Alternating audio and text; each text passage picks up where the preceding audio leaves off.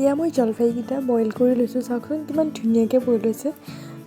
জলফাই কেনেকৈ ক'ত বইল কৰিলে আৰু এটা হেল্প হয়, মই এইটো বিষয়ে পিছত কেতিয়াবা দেখাম বাৰু ভিডিঅ'ত। জলফাইখিনি বইল কৰি ল'লোঁ, তাৰপিছত তাতে মই ৰং গুড়ি সানি এতিয়া মই সেই বহীৰ পৰা মানে এখন কপিৰ পৰা মই পাত উলিয়াই লৈছিলোঁ, তাতে ৰ'দত দিম। আপোনালোকে ইচ্ছা কৰিলে নিউজ পেপাৰ ল'ব পাৰে বা যিকোনো ব্লেংক পেপাৰ ল'ব পাৰে। আৰু এনেকৈ ৰ'দত জাষ্ট পানীটো শুকাবৰ কাৰণে মই ৰ'দত দিলোঁ, আৰু পানী শুকোৱাৰ পিছত মই লৈ আহিলোঁ। এটা ৰ'দতে হৈ যায় বাৰু, ভাল হ'লে ৰ'দটো। তাৰপিছত সৰিয়হৰ তেল দিলোঁ, তেল গৰম হোৱাত জলকীয়া দি দিলোঁ, কেইটামান শুকান জলকীয়াকেইটা দি সেই কি কয় জলফাইখিনি দি দিলোঁ। তাৰপিছত ধনিয়া গুড়ি, জিৰা গুড়ি, গৰম মছলা, কি কয় জলকীয়া পাউডাৰ, তাৰপিছত ৰং গুড়া আৰু নিমখ দি পেলাই এতিয়া ধুনীয়াকৈ এইখিনি লৰাই ল'লোঁ তেলতে।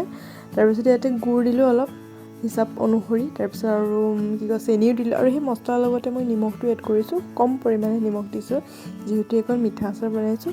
তাৰপিছত ধুনীয়াকৈ মই কম জুইত লৰাই আছোঁ গোটেইখিনি। লৰাই যেতিয়া ইয়াৰে কালাৰটো মানে অলপ ডাৰ্ক হৈ আহিব, তেতিয়া আমি লাহেকৈ জুইটো বন্ধ কৰি দিম। আৰু এই আচাৰবিধ গৰম গৰম ফুলা লুচিৰ লগত খাবলৈ ইমানেই টেষ্টি হয় নহয়, আপোনালোকে খাই চাব। এইটোৱে আছিল আজিৰ ৰেচিপি। আজিলৈ আহোঁ, বাই বাই।